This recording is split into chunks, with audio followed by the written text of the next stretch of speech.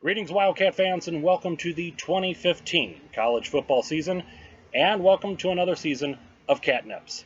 I'm Larry, reporting remotely from just north of Evanston. My co-partner in crime, Bob, is reporting remotely from Algiers.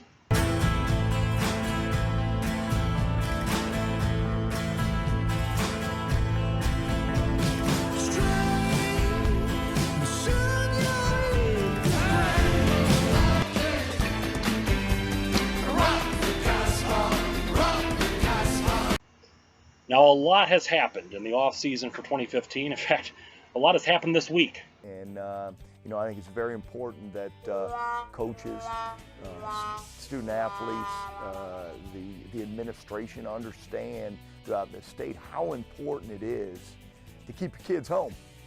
Now, what's interesting is that the Wildcats have a challenging schedule for 2015, but with Tim Beckman's departure from the University of Illinois this week, half of Northwestern's opponents for 2015 will be playing the Wildcats with first-year head coaches. Now, of course, Northwestern's head coach, Pat Fitzgerald, is hardly new. In fact, it's hard to believe this will be Pat Fitzgerald's 10th season heading up the Wildcats.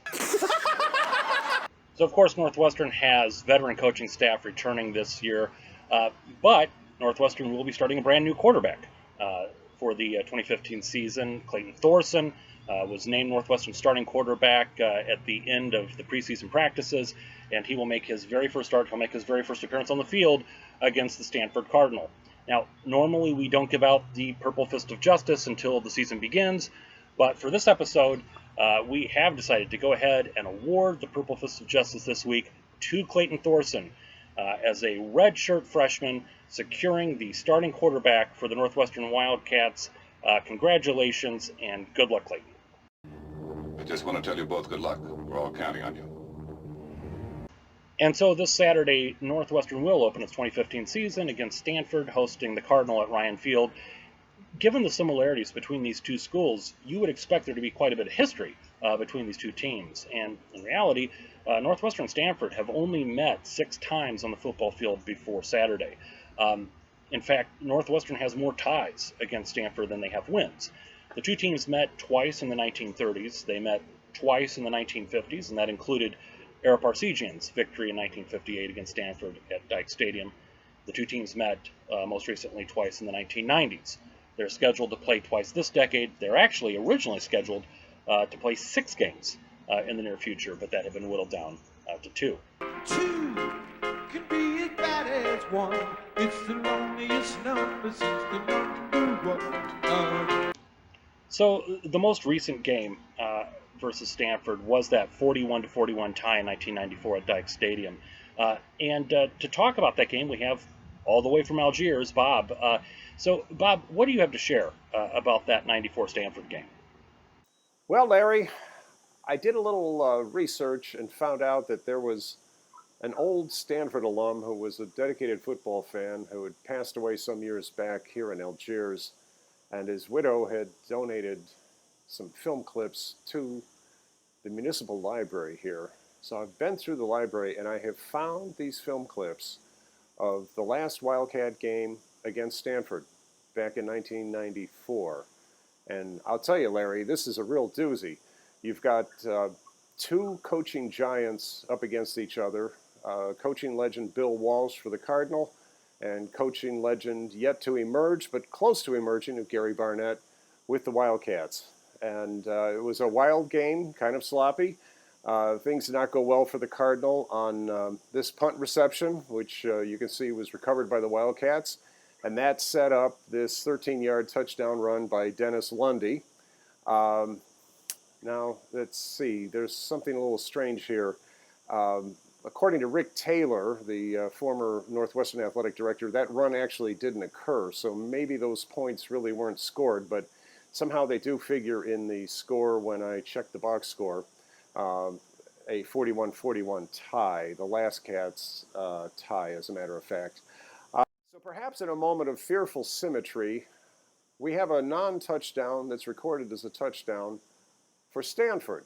You can see the ball carrier here loses possession at about the 2-yard line and has completely fumbled by the time he crosses the goal line. The Big Ten officials do not signal touchdown. The ball's batted around in the end zone. The Cats recover. The Big Ten officials do not blow a whistle during that process. And yet, after the play was over and the Cats had seemingly recovered for a touchback, the Big Ten officials huddled and came out and signaled touchdown for Stanford. So we have points that really weren't scored that counted for Stanford against points that really counted for Northwestern that, according to Rick Taylor, weren't really scored. And that's kind of this game in a nutshell, Larry. Stanford missed a field goal at the close of play to preserve the 41-41 tie.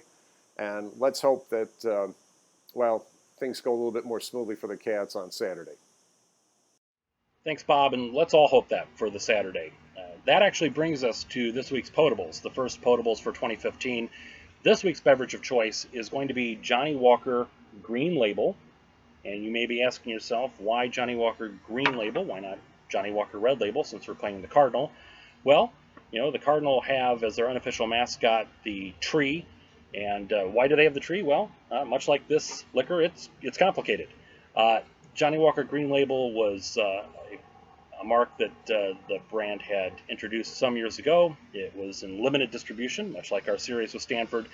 They decided to bring it back, and then once they brought it back, they curtailed it further, and now it's very hard to find. So it seems fitting, given the curtailed series with Stanford, that we would have this drink.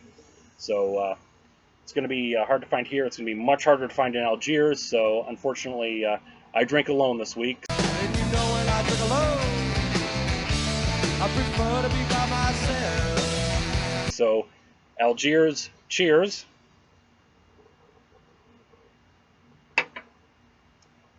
Much like most of the beverages that we feature on Catnips, this one is pretty smooth. It's got a very nice, strong finish. Lasagna. Much like that strong finish when Stanford missed the field goal in 1994 to hand us the 41-41 tie. And here's hoping that this week's finish is equally strong. Now, Northwestern is going to come into this game with some question marks.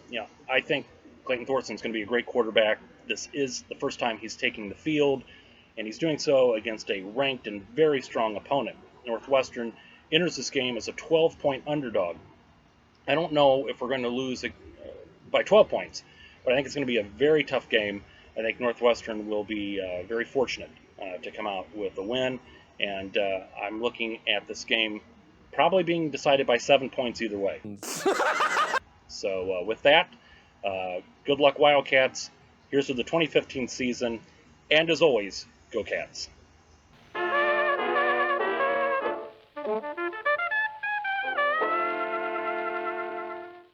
Crazy play a couple of moments ago with Northwestern intercepting the football. Yeah, top right-hand side of your screen is where the official actually ran into head coach Tim Beckman. Here's another look at it.